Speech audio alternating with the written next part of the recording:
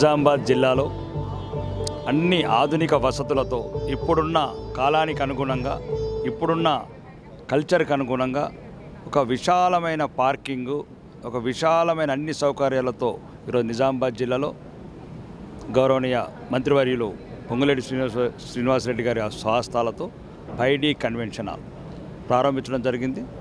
దీని పైడి కన్వెన్షన్ యజమాని అయిన పైడి రాజారెడ్డి గారికి, వారి కుటుంబానికి నా తరపు నుంచి ప్రత్యేకంగా శుభాకాంక్షలు.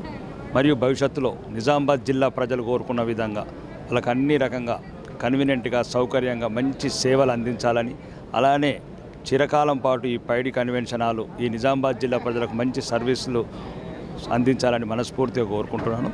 ఆ భగవంతుడు కూడా వాళ్ళ కుటుంబానికి, వాళ్ళకు, వాళ్ళ వ్యాపారానికి ఆశీస్సులు ఇవ్వాలని మనస్ఫూర్తిగా కోరుకుంటున్నాను.